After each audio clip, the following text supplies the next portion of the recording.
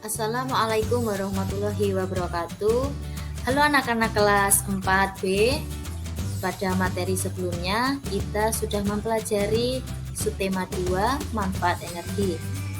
Nah, pada kesempatan ini saya akan mengajarkan kepada kalian materi selanjutnya, yaitu pada tema 2 selalu berhemat energi, subtema 3 energi alternatif, muatan PPKN. Oke anak-anak, tujuan dari pembelajaran kita kali ini yaitu kalian dapat menemukan pelaksanaan kewajiban dan hak yang dapat dilakukan untuk menghemat energi. Kalian dapat membuat petunjukan pelaksanaan kewajiban dan hak menghemat energi.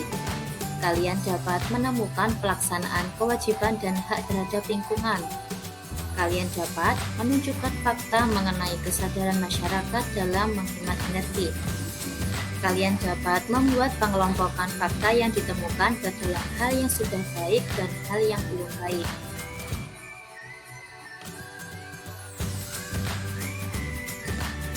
Ayo hemat energi. Hari ini Udin dan teman-teman belajar mengenai energi minyak bumi. Di awal pelajaran, Pak Burhan menyajikan sebuah gambar mengenai proses pembentukan minyak bumi.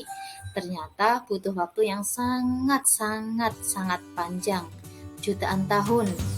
Wah, pantas saja Udin sering mendengar anjuran hemat energi di mana-mana.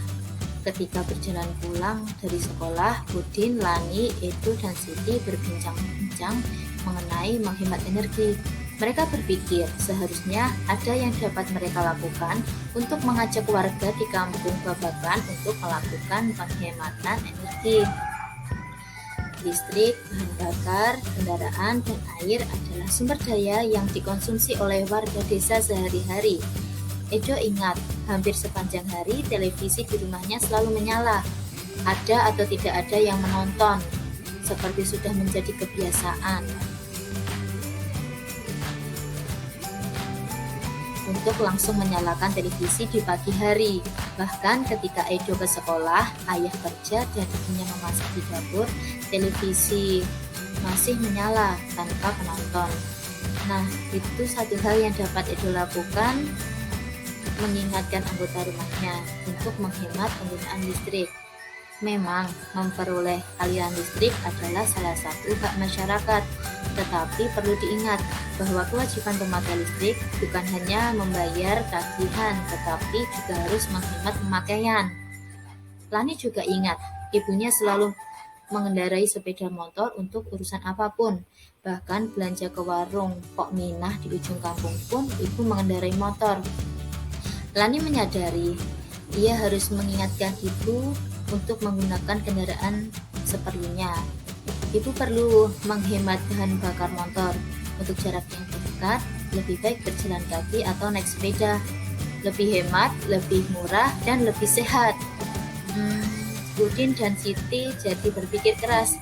Pasti ada yang dapat mereka lakukan untuk mengajak keluarga dan warga sekitar menghemat energi. Walaupun masih anak-anak, mereka pun menggunakan hak mereka sebagai pemakai energi.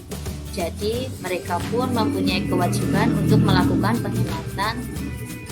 Akan lebih baik jika mereka bisa menjadi pengingat warga. Ayo, hemat energi.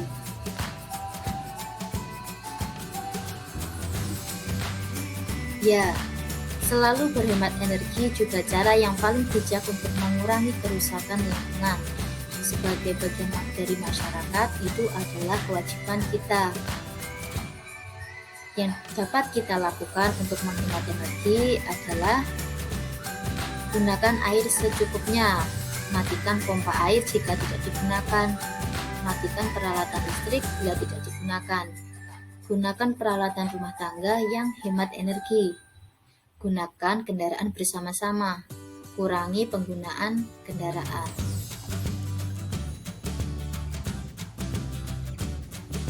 Nah, sekarang coba kalian amati lingkungan kalian. Tuliskan fakta-fakta yang dapat kalian temui mengenai kesadaran masyarakat dalam menghemat energi.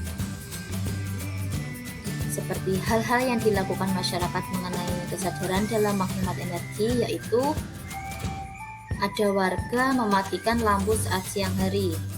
Ada juga warga yang selalu menyalakan lampu di siang hari. Ada warga yang membiarkan keran air tetap terbuka sehingga air terus keluar. Banyak anak menggunakan motor untuk pergi ke sekolah, dan juga ada anak yang menggunakan sepeda untuk pergi ke sekolah. Dari fakta yang kalian temukan tadi, kemudian kelompokkan ke dalam hal yang sudah baik dan hal yang belum baik. Nah, hal yang sudah baik kira-kira apa ya? Yaitu ada warga mematikan lampu saat siang hari. Ada anak yang menggunakan sepeda untuk pergi ke sekolah. Kemudian untuk hal yang belum baik, ada warga selalu menyalakan lampu di siang hari. Ada warga yang membiarkan keran air tetap terbuka sehingga air terus keluar. Dan banyak anak yang menggunakan motor untuk pergi ke sekolah. Kemudian, coba kalian buat petunjukkan hemat energi sesuai dengan masalah yang sudah kalian temukan.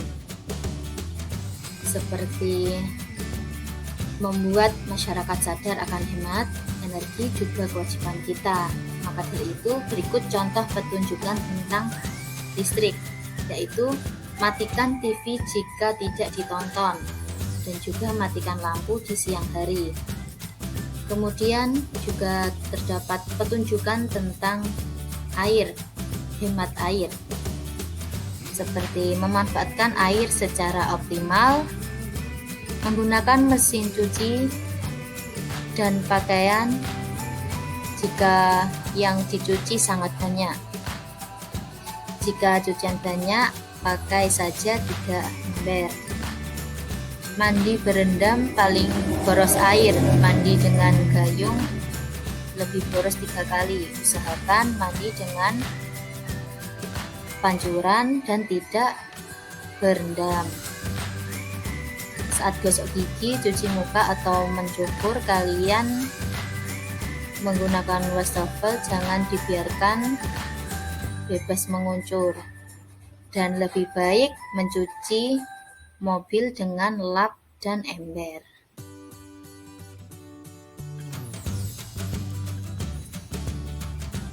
Kewajiban dan hak kita terhadap lingkungan. Kewajiban kita terhadap lingkungan adalah menjaga kelestariannya. Salah satu caranya adalah memanfaatkan energi alternatif yang ramah lingkungan. Misalnya, menggunakan kendaraan berbahan bakar listrik atau gas seperti mobil listrik dan mobil tenaga surya. Energi alternatif adalah energi yang ramah lingkungan dan tidak pernah habis. Misalnya, energi yang berasal dari air, angin, panas matahari, dan sumber daya alam lain yang dapat diperbarui. Kita juga berkewajiban membangun gedung dengan memperhatikan aspek ramah lingkungan, misalnya membangun gedung yang menggunakan cahaya matahari sebagai penerangan di siang hari. Setelah memenuhi kewajiban, kita dapat memperoleh hak kita, misalnya memperoleh lingkungan yang segar untuk kesehatan dan kenyamanan. Selain itu, kita juga mempunyai hak untuk memperoleh air sehat dan bersih yang disediakan oleh alam, untuk minum, mandi, pengairan, dan pembangkit tenaga listrik. Selain itu, kita juga mempunyai hak untuk memperoleh sumber daya alam untuk memenuhi kebutuhan, misalnya dari tumbuhan dan hewan yang merupakan sumber energi atau tenaga. Sebelum memperoleh hak kita terhadap lingkungan, mari kita laksanakan kewajiban terlebih dahulu. Oke anak-anak, mengapa kita harus melaksanakan kewajiban terlebih dahulu sebelum mendapatkan hak terhadap lingkungan? Kewajiban dan hak harus dijalankan secara seimbang. Hak diperoleh setelah kita melaksanakan kewajiban.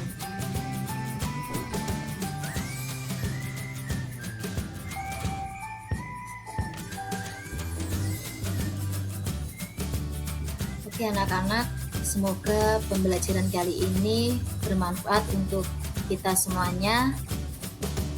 Sampai jumpa di pertemuan berikutnya. Terima kasih. Wassalamualaikum warahmatullahi wabarakatuh.